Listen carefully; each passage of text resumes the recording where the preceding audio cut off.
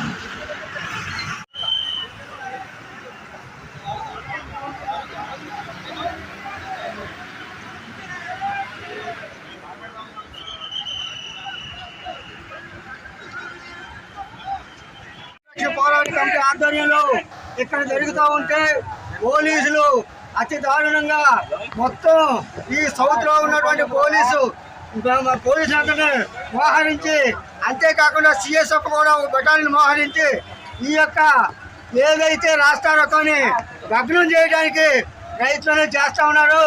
ఇదే పరిస్థితి కానీ కొనసాగితే మేమేమడుగుతా ఉన్నాం, ఎందుకంటే ఈ విశాఖపట్నం స్టీల్ ప్లాంట్ ఆంధ్రాకే తలమానికింది కాబట్టి ఈ ప్లాంట్ రక్షించమని మనం అడుగుతా ఉన్నాం. కానీ మమ్మల్ని అన్యాయంగా అరెస్టు చేయడం అనేది ఇది దౌర్భాగ్యం. ఇంతకంటే అన్యాయం మరొకటి లేదు. రాష్ట్రంలో ఏర్పడిన కొత్త ప్రభుత్వం ఈ అన్యాయాన్ని ఖండించాలి. వెంటనే రాష్ట్ర ప్రభుత్వం విశాఖ కార్మికుడికి క్షమాపణ చెప్పాలి. అంతేకాకుండా ఏదైతే ఈరోజు జరుగుతున్నటువంటి కేబినెట్ కమిటీలు విశాఖపట్నం స్టీల్ ప్లాంట్ అమ్మబోవని ప్రకటించే వరకు కూడా మా పోరాటం కొనసాగుతుందని చెప్పి తెలియజేస్తాం. తరలి వచ్చాం. మాకు 1600 ఆర్కార్డులు ఇచ్చారు. ఇంకా 8500 ఆర్కార్డులు అలాగే ఉండిపోయాయి. వాటికి ఉపాధి లేదు. మళ్ళీ గవర్నమెంట్ ప్రభుత్వ రంగంలోదేమో ప్రైవేటీకరణ చేసేస్తారంటే ఎవరు ఊరుకుంటారండి? మా ప్రాణాలైనా ఇస్తాం కానీ మా స్టీల్ ప్లాంట్ బతకాలి. ఎందుకంటే మాకు కాకపోయినా మా పిల్లలకైనా, మా పిల్లల భవిష్యత్తు అయినా బాగుండాలని మేము ఇంతగా పోరాట చేస్తున్నప్పటికీ కూడా ఏ గవర్నమెంట్ కూడా పట్టించుకోకుండా ఏదో మేము గెలిపించేస్తున్నప్పుడు మాత్రం వచ్చేస్తారు, మేము ప్రభుత్వ రంగంలోనే ఉంచుతామంటారు. దాన్ని ఏది పట్టించుకోలేదు. ఈ ప్రభుత్వం అయినా సరే మా ఈ స్టీల్ ప్లాంట్ని ప్రభుత్వ రంగంలో కొనసాగిస్తారనేసి కోరుకుంటున్నాం సార్. స్టీల్ ప్లాంట్ మూసివేయాలన్నా, అమ్మివేయాలన్నా, లేదా శైలిలో కలిపి దీన్ని ప్రభుత్వ రంగంలోనే కొనసాగించాలన్నా సరే రాష్ట్ర ముఖ్యమంత్రి చంద్రబాబు నాయుడు గారి కూటమి ప్రభుత్వం ఆధీనంలో ఉంది. అందువల్ల రాష్ట్ర ప్రభుత్వం వెంటనే స్పందించి నరేంద్ర మోడీ ప్రభుత్వం మీద ఒత్తిడి తీసుకొచ్చి వెంటనే విశాఖపట్నం స్టీల్ ప్లాంట్ని శైలిలో కల్పించేటటువంటి ప్రకటన చేయాలని మేము డిమాండ్ చేస్తూ ఉన్నాము. ఎందుకంటే విశాఖపట్నం స్టీల్ ప్లాంట్ని మూసివేయడం కోసం నరేంద్ర మోడీ ప్రభుత్వం సర్వం సిద్ధం చేసింది. ఎన్నికల్లో గెలిచిన తర్వాత మూడోసారి స్టీల్ ప్లాంట్ ని దివాలా దీపించి మూసివేసేటటువంటి దానికి వేగంగా చర్యలు తీసుకుంటూ ఉన్నది. చాలా ఆందోళనకర పరిస్థితిలో ఉంది. రోజుకి 21,000 టన్నులు స్టీల్ ఉత్పత్తి చేయాలంటే ఈ రోజు కేవలం 5,000 టన్నులకు మాత్రమే దిగజార్చారు. 5,000 టన్నులు కూడా ఈ రోజు లేకుండా రా మెటీరియల్ లేకుండా దాన్ని మూసివేయాలనేటువంటి కుట్ర చేస్తుంది. ప్రజెంట్ స్టీల్ ప్లాంట్ దగ్గర రా మెటీరియల్ ఐరన్ ఓర్ కానీ, బొగ్గు కానీ ఏ ఒక్కడు కూడా లేదు. ఆఖరికి విద్యుత్ సరఫరా కూడా లేదు.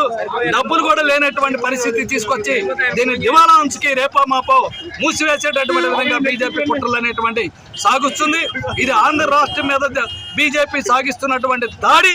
అందుకోసం నరేంద్ర మోడీ ప్రభుత్వం మీద రాష్ట్ర ముఖ్యమంత్రి రాష్ట్ర ముఖ్యమంత్రి చంద్రబాబు నాయుడు గారు, అలాగే ఉప ముఖ్యమంత్రి పవన్ కళ్యాణ్ గారు జోక్యం చేసుకుని వెంటనే చర్యలు చేపట్టాలి. వెంటనే శైలిలో ప్రకటన చేస్తున్నట్లు, విలీన ప్రకటన చేస్తున్నట్లు చర్యలు చేపట్టి ప్రకటన చేపించాలని మేము డిమాండ్ చేస్తున్నాము. లేకపోతే ఈ ఉద్యమం తీవ్ర స్థాయిలోకి వెళ్తుంది. త్వరలో బీజేపీ కూడా మేము ఖరారు చేస్తామని ఇది పద్ధతి కాదు. 1307 రోజులు పెట్టి ఎంతో సామరస్యంతో శాంతియుతంగా మేము చేస్తున్నాం ఉద్యమాన్ని. ఈవేళ అందరిని అరెస్ట్ చేసి ఉద్యమాన్ని చంపేస్తామంటే ఆగదు. నిన్ననే మన పార్లమెంట్ సభ్యులు భరత్ గారిని కలవడం జరిగింది. ఆయన 3 నెలల్లో దీనికి ఏదో పరిష్కారం వస్తుందన్నారు. ఇవాళ ఢిల్లీలో మీటింగ్ అవుతుంది. ఆ మీటింగ్ లో స్టీల్ ప్లాంట్ భవిష్యత్తు చెప్పారు. ఏది ఏమైనా మాకు ప్రణాళిక ఇస్తాం కానీ స్టీల్ ప్లాంట్ వదిలే సమస్య లేదు. స్టీల్ ప్లాంట్ వదులుకోము. దానికి ఎంతటికైనా పోరాడతాం, ఎంతటికైనా తెగిస్తాం. ఇది ఇమీడియట్ గా దీన్ని సైడ్ లో కలపాలి, పూర్తి స్థాయి ప్రొడక్షన్ తీయాలని చెప్పి మేము మొదటి నుంచి అడుగుతున్నాం. కూడా అన్ని రెడీగా మిషన్ రెడీగా ఉంది, అంతా రెడీగా ఉన్నా సరే కామెంట్ లేకుండా ఇప్పుడు ఎన్ని రోజులు లాపుతారని ఖచ్చితంగా పూర్తి స్థాయి ప్రొడక్షన్ చేయాలి. ఈ స్టీల్ ప్లాంట్ సైడ్ లో విలీనం చేస్తాను. అప్పుడు దాకా మా పోరాటం 1500 పైచిలకి నుంచి పోరాటం చేస్తున్నారు.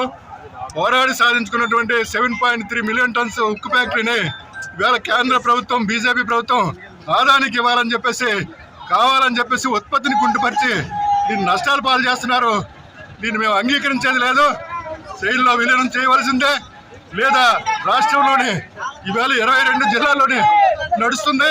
భవిష్యత్తులో త్యాగం చేయడానికి సిద్ధంగా ఉన్నాము. దీని శైలిలో విలీనం చేయాలని చెప్పేసి